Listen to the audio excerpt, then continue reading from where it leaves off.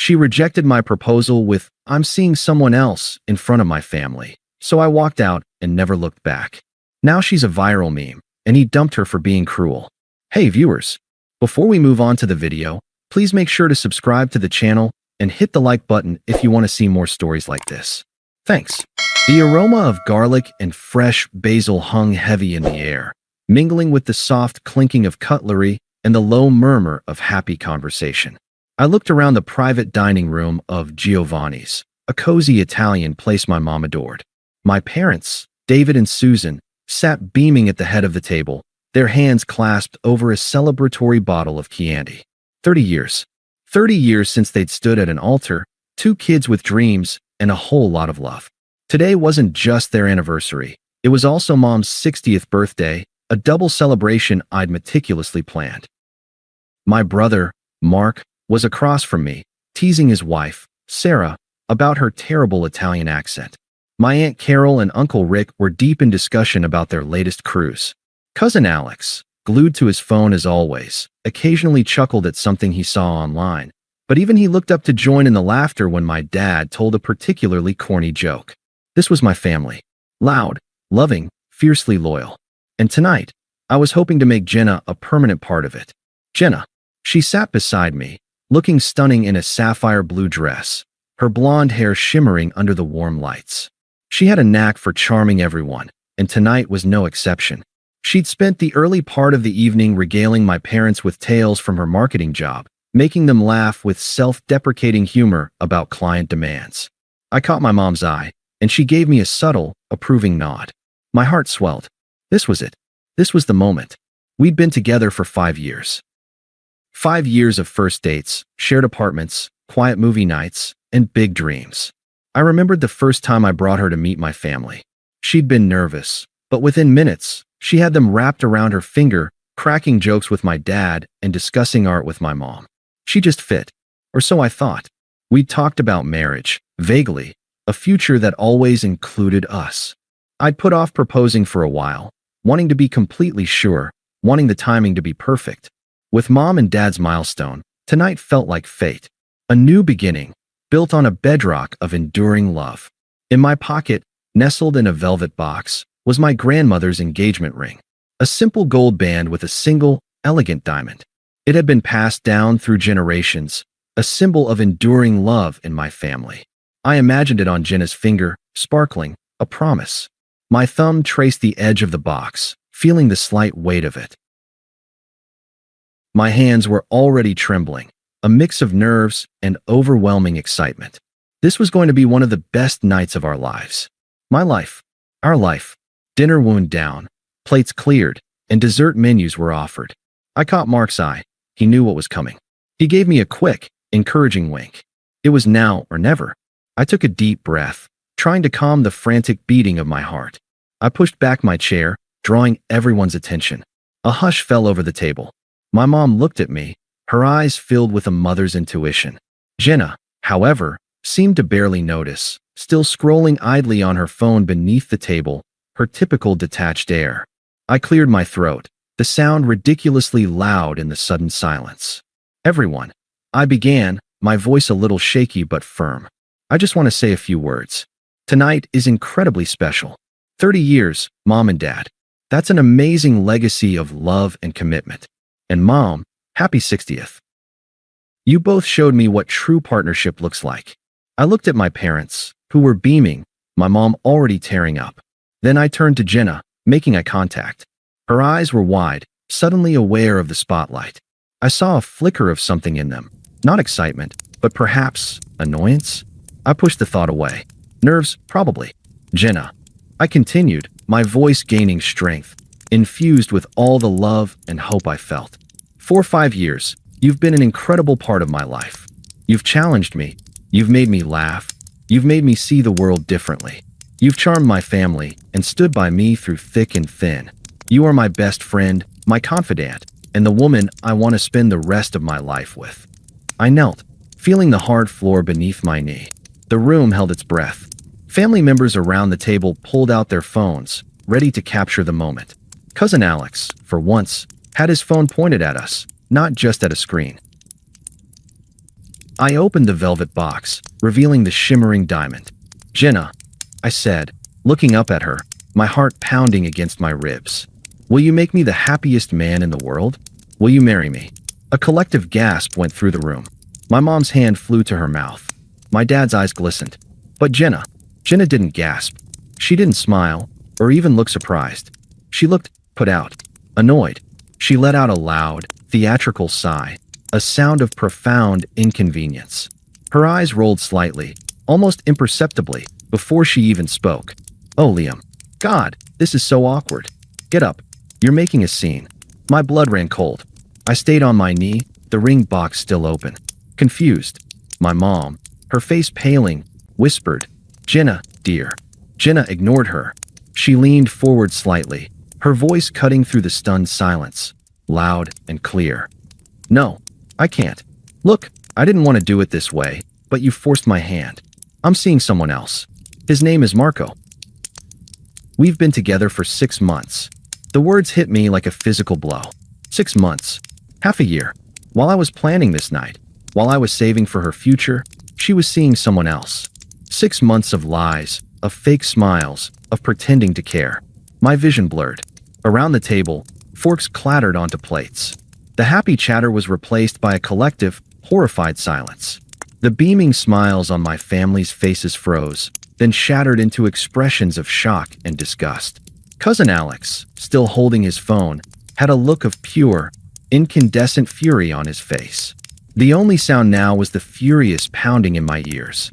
The silence in the room was a physical thing, a heavy blanket that smothered all sound, all air. For a long second, I remained on one knee, the ring box still open in my hand, the diamond mocking me with its indifferent sparkle. My brain struggled to process the words, to fit them into any kind of reality I understood. I'm seeing someone else. Marco. 6 months. 6 months. The number echoed in the sudden, silent void of my mind. 6 months ago was April. I remembered April. I'd helped her file her taxes. I'd taken her to the mountains for a weekend getaway because she said she was creatively blocked. I'd held her when she cried after a fight with her boss. 6 months of my life, my love, my unwavering support, had been a lie. I wasn't her partner. I was her alibi. Her convenient, bill-paying fool. The initial shock, that white-hot flash of disbelief, receded, replaced by something colder and heavier. It was a strange, chilling clarity. Every late night she'd spent at the office, every time she'd angled her phone away from me, every vague answer and moment of emotional distance, it all snapped into focus. The puzzle I had been trying to solve for months was never missing a piece. It was a different puzzle altogether, and I hadn't even been allowed to see the box. I looked up at her. Jenna's face wasn't apologetic or sad. There was a flicker of something triumphant in her eyes, a smug little smirk playing on her lips. She had done it. She had dropped her bomb and was reveling in the destruction. She wanted a scene. She wanted drama. She wanted power. And in that instant, I knew I wouldn't give her any of it. My body moved before my mind fully caught up. I rose slowly, my joints feeling stiff and ancient. My gaze fell from her face to the ring in my hand. With a quiet, deliberate motion, I snapped the velvet box shut. The click was sharp and final, cutting through the thick silence like a gunshot.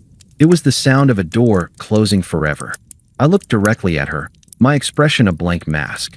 I didn't feel rage or the need to scream. I felt nothing.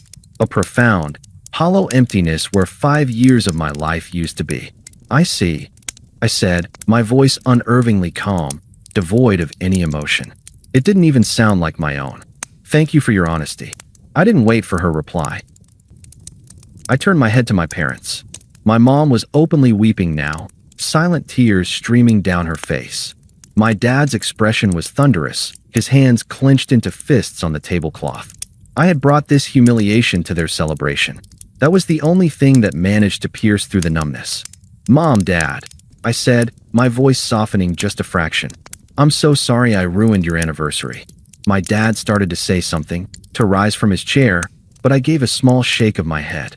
I placed my cloth napkin neatly on the table beside my untouched plate of tiramisu.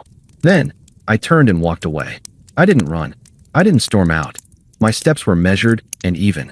I walked past the other tables in the main dining room, past the curious glances of strangers, and straight towards the heavy wooden door at the front of the restaurant. As I passed our table, I caught a glimpse of my cousin Alex. He was still holding his phone up, but he wasn't looking at the screen. He was looking at me, and his face was a mask of cold, controlled fury. He knew. They all knew. I pushed the door open and stepped out into the cool October night. The air felt clean, sharp. I took a deep breath, and then another. I didn't look back. I just kept walking down the street, away from the warm lights of the restaurant, into the quiet darkness. I had no destination in mind. I just knew I could never go back. I ended up at my brother Mark's apartment. I didn't even remember the drive over. He opened the door, took one look at my ashen face, and simply pulled me into a hug. There were no questions, no platitudes. He just led me to the couch, put a glass of whiskey in my hand, and let the silence sit. I spent the next 2 days in a fog, moving between his couch and the guest room, feeling like a ghost haunting someone else's life. My first act of self-preservation was surgical. I took out my phone and, with numb fingers, blocked Jenna's number. Then I went through every social media platform, Facebook, Instagram, all of it, and blocked her profile. No angry final texts, no dramatic unfollowing. Just a quiet, digital erasure. She was a tumor, and I was cutting her out. My family sent a flurry of worried texts, which I answered with a single, copied and pasted message. I'm okay. Safe at Mark's. Just need some time. Please don't contact her. It was a simple boundary, the first I'd built in years. On the third morning, I woke up to my phone buzzing incessantly on the nightstand. It wasn't Jenna. It was everyone else. Dozens of notifications, texts from friends I hadn't spoken to in months, missed calls. A text from Mark, who was in the other room, simply said, "Check the internet." Alex did a thing. With a sense of dread, I opened my browser. It wasn't hard to find. A video, uploaded to YouTube, Reddit, and Twitter, was already rocketing into virality. The title was simple and brutal. My cousin's girlfriend of 5 years rejects his proposal by revealing her affair in front of our family. Alex had edited it brilliantly. It started with the end of my heartfelt speech, my voice filled with hope and love. It showed the room filled with my family's smiling faces. It showed me on one knee, the ring held out like an offering. And then it captured Jenna's performance in crystal clear high definition. Her condescending sigh, the bored, cruel look in her eyes. Her words, sharp and clear thanks to the restaurant's acoustics. "Get up. You're making a scene. I'm seeing someone else. His name is Marco. We've been together for 6 months." The video didn't show the aftermath. It ended on a freeze frame of my face, a mask of stunned heartbreak, as I slowly rose to my feet. It was devastating, and it was perfect. The internet did what the internet does. It passed judgment, swiftly and without mercy. Hashtag Team Liam was trending. Jenna was universally condemned. They nicknamed her the Proposal Wrecker and Giovanni's Jezebel. Memes appeared almost instantly, her smug face photoshopped onto movie villain posters. My heartbroken expression captioned with the moment he realized his girlfriend was a subscription service. The fallout for her was catastrophic. Amateur sleuths found her social media profiles before she could make them private. They found her marketing job. They found Marco. And Marco, it turned out, was not prepared for this kind of attention. He was a self-styled brand consultant whose entire online persona was a carefully curated fantasy of luxury travel, motivational quotes, and staged photo shoots. Being publicly outed as a homewrecker who was complicit in such a cruel act was a direct hit to his precious brand. His response was immediate and ruthless. He posted a public statement claiming he was profoundly misled by a deeply unstable woman. He claimed Jenna had told him she was in an open relationship and that he had no idea about the proposal. He painted himself as another victim of her manipulation. Then, according to a mutual friend who couldn't resist sending me the gossip, he called Jenna and dumped her in a tirade of panicked rage, screaming that she had ruined his image before blocking her on everything. He discarded her as easily and as cruelly as she had discarded me. The irony was so thick I could have choked on it. 6 months passed. 6 months of therapy, of quiet rebuilding, of learning to sleep through the night again. I'd moved into a new apartment, a bright, airy loft downtown that was entirely mine. I poured all my fractured energy into my work, leading a design project for a new city museum that was earning rave reviews. I was healing. The wound was still there, a tender spot in my chest, but it no longer ached with every breath. It was becoming a scar, a quiet reminder of a battle I had survived. And then, the messages started. A text from a number I didn't recognize. Liam, I know you hate me. I deserve it. But that video destroyed my life. I lost my job. Marco left me. My landlord is evicting me. Please, can we just talk? This isn't fair. I stared at the message, feeling a cold detachment. This isn't fair. The sheer audacity of it. She still didn't get it. She wasn't sorry for what she did. She was sorry for the consequences she was facing. I saw the blame shifting, the pathetic plea for pity. I deleted the text and blocked the number without a second thought. A week later, my phone rang. It was Jenna's sister, Michelle. I hesitated, then answered, putting the phone on speaker. Liam, you need to talk to her, Michelle said, her voice tight with frustration. She's a complete wreck. She can't leave the house. You may have moved on, but she's paying a heavy price. Your cousin ruined her life by posting that. The blame again. Never directed at the person who actually committed the betrayal. Michelle, I replied, my voice calm and even. My cousin posted a video of what Jenna did. It was the truth. Her consequences are her own.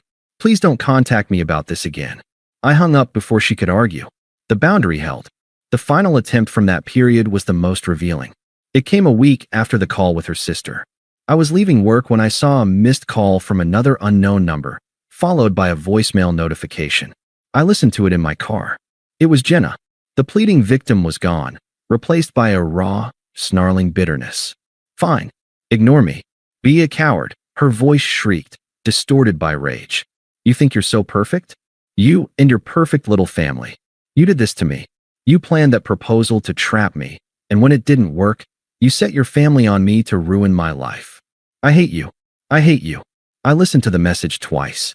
There it was. The real Jenna. Not the charming woman I thought I knew, but a venomous, narcissistic creature who saw betrayal not as her own failing, but as a conspiracy against her. In that moment, any lingering trace of nostalgia or sadness I had for the woman I thought I loved evaporated completely. All that was left was the cold, hard relief of a man who had escaped a burning building just in time. I deleted the voicemail. The last tether was cut. My silence, it turned out, was the one thing she couldn't control, and it was driving her insane. A full year had passed since the night at Giovanni's. It was a year of deliberate reconstruction, of laying a new foundation for my life, brick by painful brick. Tonight was a celebration of that new structure. I was at the annual City Architectural Guild Awards, held in the grand ballroom of a downtown hotel. The air was electric with ambition and success, filled with the sound of clinking champagne flutes and confident laughter. My firm had won the Project of the Year award for the museum I had poured my soul into, and I was the lead architect.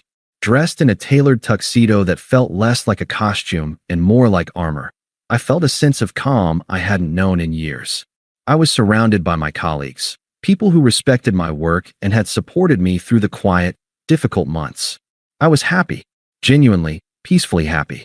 I had just stepped off the stage, the heavy glass award cool in my hand, my colleagues slapping me on the back when I saw her. She was standing near the edge of the room, a world away from the vibrant center where I stood.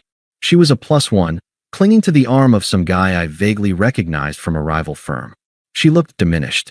The vibrant, center of attention energy she used to radiate was gone, replaced by a worn, tired anxiety. Her eyes, wide and hungry, were locked on me. She watched as people shook my hand, as my boss raised a glass to me. She was watching a life that was supposed to have been hers. Later, I went to the bar to get a glass of water, wanting a moment to myself. It was then that she made her move, detaching herself from her date and cornering me with a desperate determination. Liam, she said, her voice a nervous whisper. Wow, you look incredible. I saw you up there. I'm so proud of you. Her praise felt like a foreign currency I no longer accepted. Thank you, Jenna, I replied, my tone polite, professional, and utterly detached. It was the voice I used with difficult contractors. Listen, she began, twisting a napkin in her hands. I know my last message was insane. I was in a dark place. The person who said those things, who did what I did, that wasn't me. I've been in therapy. I've changed. I see what I threw away. I took a slow sip of water, meeting her pleading gaze without flinching. I'm glad you're getting help. Her eyes lit up with a pathetic flicker of hope, misinterpreting my civility for opportunity. I am. And I need to know. Is there any part of you that misses what we had? This was it. The final, desperate question from a ghost of my past. I put my glass down on the bar and turned to face her fully, not with anger, but with the calm, unshakable certainty of a man who knew his own worth. I miss the person I thought you were, I said, my voice even and clear. But I've come to realize that person never actually existed. The person you really are, the one who could look me in the eye and say those words in front of my mother on her birthday, is someone I have no desire to know. Tears welled in her eyes. But people make mistakes. I made a horrible mistake. That wasn't a mistake, Jenna. I corrected her, my voice unwavering. It was a choice. A 6-month-long choice you made every single day. You chose to lie, to deceive me, to humiliate me in the most public way imaginable. But in the end, you taught me a valuable lesson. What lesson? She whispered, her voice cracking. You taught me to never, ever let anyone have that kind of power over my happiness again. You taught me that my peace is the most valuable thing I own. I've built a great life since that night, a life that is peaceful and fulfilling, and I will not be letting you back in to disrupt it. Goodbye, Jenna. I didn't wait for her to respond. There was nothing more to say.